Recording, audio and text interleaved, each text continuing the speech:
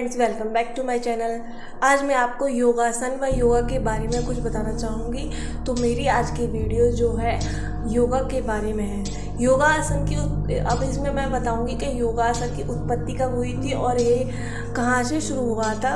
योगा करने के हमारे क्या क्या फ़ायदे होते हैं उसके बारे में भी हम इसमें वीडियो में बात करेंगे। तो आइए हम चलते हैं। पहला, योगासन। योगासन का अर्थ।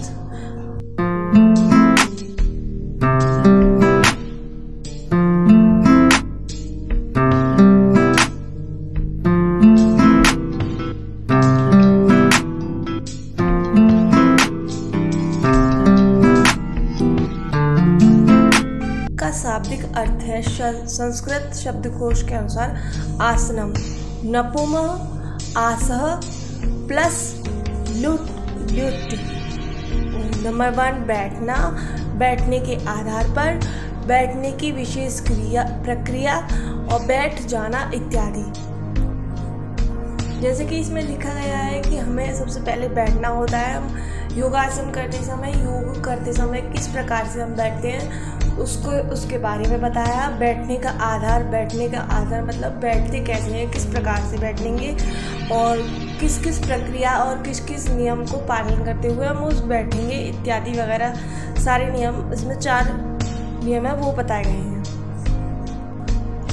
तो आगे बढ़ते हैं। यम, नियम, आसन, प्राणायाम, प्रत्याहार, धारणा, ध्यान, समाधि में इस क्रिया का स्थान तृतीय है, जबकि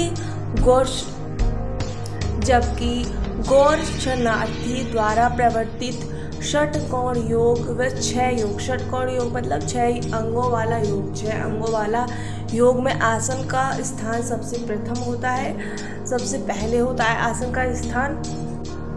तो आगे हम चलते हैं कि योगासन की उत्पत्ति कहाँ हुई थी और कैसे हुई थी। सबसे पहले योगासन की उत्पत्ति कहाँ से हुई थी।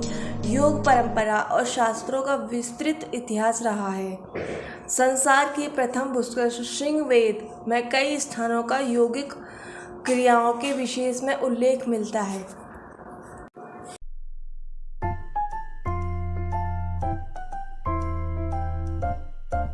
जैसे कि इसमें पहले बताया गया है कि योगासन की पहली उत्पत्ति ऋग्वेद में हुई थी, जहाँ पर यौगिक क्रियाओं को विशेष उल्लेखनीय मिलता था, मतलब कि विशेष स्थान मिलता था। वहाँ पे पहले ऋग्वेद में पहले योगासन करे जाते थे और वहाँ पे भी माना जाता है कि योग का जन्म भारतवर्ष में ही हुआ।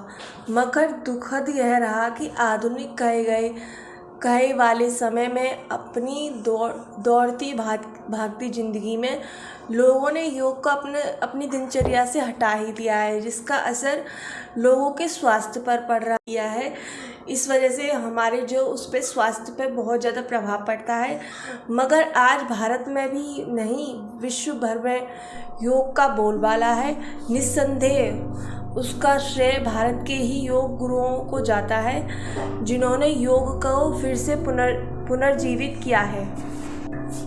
इन सब की आजकल की दिनचर्या के बावजूद भी हमारे योगासन में, मतलब कि हमारी दिनचर्या में योगासन नहीं है। लेकिन अब जहाँ पर भी विश्व भर में जैसे योगासन किए जाते हैं, तो सबसे पहले प्रथम भारत देश को ही माना जाता है, क्योंकि यहाँ पे कुछ गुरुओं ने इसको पुनर्जीवित किया गया है। जैसे स्वामी विवेकानंद ऐसे पहले आध्यात्मिक गुरु माने जाते हैं, जो योग को पश्चिम में लेकर गए थे।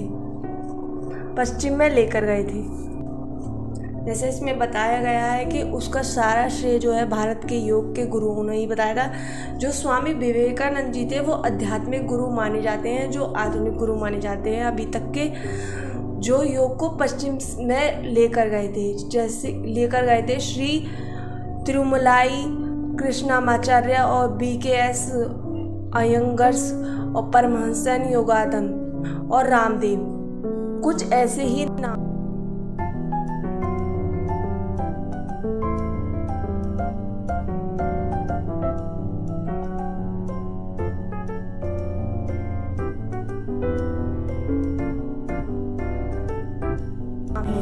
जिन्होंने योग को अब बहुत सारी ऊंचाइयों पर पहुंचाया है, और इंडिया में ही नहीं, अब देश विदेश में योगासन को बहुत ज़्यादा महत्वपूर्ण मिलता है, इम्पोर्टेंस मिलती है। जैसे कि इसमें नाम दिए गए हैं कि स्वामी विवेकानंद, तिरुमलाई व कृष्णाचार्य, BKS अयंगर, परमहंस योगानंद और रामदेव, ऐसे कुछ जो हैं आचार्य हैं जिन्होंने योग करके योग को बहुत बड़ी ऊंचाइयों तक पहुंचा गया है। हमारे भारत देश का नाम रोशन किया गया है। अब आगे हम चलते हैं कि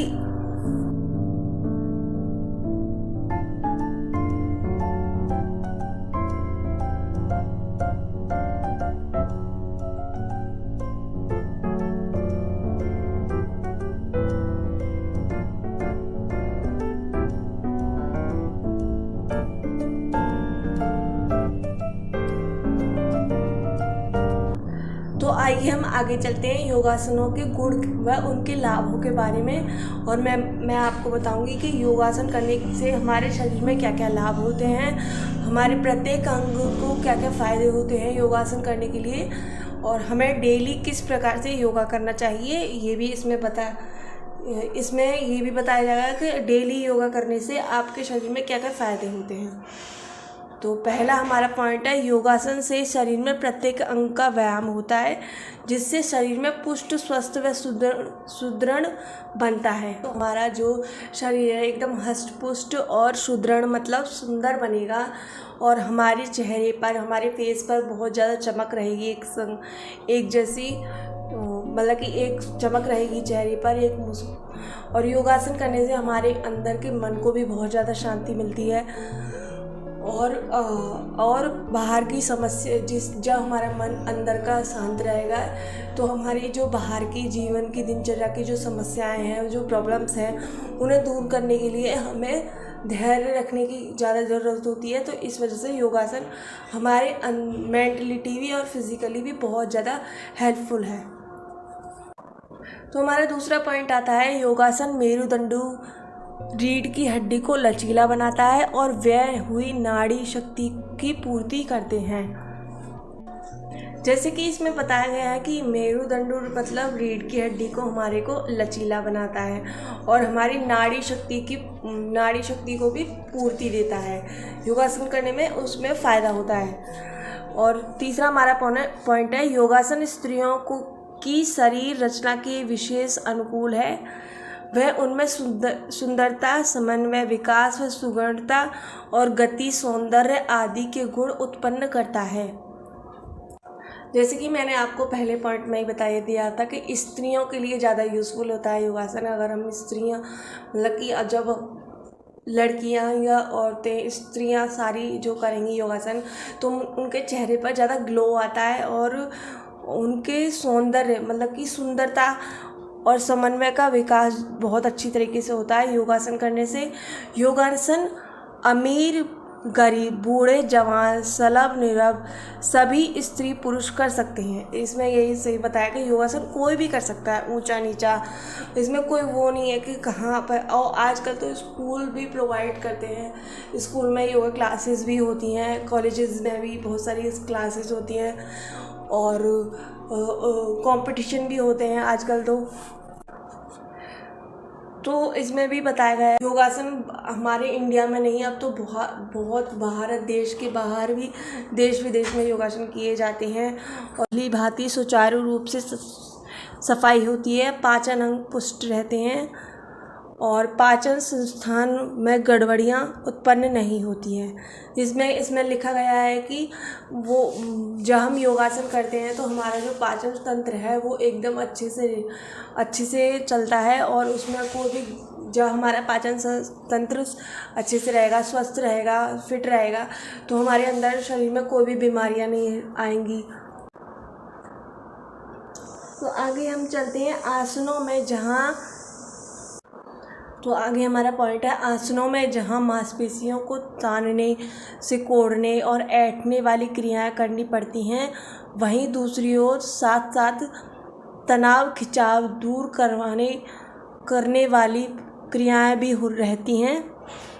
जिससे शरीर की थकान मिट जाती है और आसनों से वह शक्ति वापस मिल जाती है। इसमें यह बताया गया है कि जिस प्रकार हम इसमें यह बताया गया है कि जब हम आसन करते हैं तो हमारे शरीर में कुछ मांसपेशियाँ सिकुड़ती हैं और फैलती हैं और तो ऐंठन करती हैं, और जिसकी वजह से हमारे जो तनाव व खिंचाव दूर करने वाली क्रियाएं हैं जो शरीर की, तो इसमें यह बताया गया है कि जब हम आसन करते हैं तो हमारी जो अंदर की मांसपेशियां हैं तन जाती हैं, सिकुड़ जाती हैं, ऐंठन हो जाती है, जिसकी वजह से हमारे तनाव खिंचाव की दूर की क्रियाएं जो होती हैं वह थकान मिटा देती हैं और हमारे अंदर शरीर में वह शक्ति वापस मिल जाती है। इसका मतलब यह है कि हमारी जो हम जब आसन करते हैं उसके बाद हमें एनर्जेटिक फील होता है और बहुत ज़्यादा एनर्जी वापस हमें मिल जाती है, क्योंकि हमारा जो स्ट्रेस है वो सारा निकल जाता है आसन करने के बाद, और हमारे अंदर की जो सारी पॉजिटिव वाइब्स हैं वो आगे आती हैं, मतलब कि पॉजिटिव वाइब्स निकलती हैं, जिससे हमारे जो तो आगे वाला पॉइंट है, आसन रोग विकारों को नष्ट करते हैं, रोगों से रक्षा करते हैं, शरीर को निरोग व स्वस्थ व बलिष्ठ बनाए जाते हैं। जैसा कि इसमें साफ साफ लिखा है कि जब हम आसन करेंगे तो हमारे अंदर के जो शरीर के रोग हैं वो सारे नष्ट हो जाते हैं, हमारे शरीर को निरोग बनाते हैं, मतलब कि इसमें कोई भी बीमारी नहीं होती है, और उसके स्वस्थ और बलिष्ठ बनाते हैं, बलशाली बनाते हैं। तो एंड आप प्लीज़ इसे लाइक कीजिए, अगर आपको ये वीडियो पसंद आई तो प्लीज़ लाइक कीजिएगा, सब्सक्राइब कीजिएगा और अपने दोस्तों में बांटिएगा।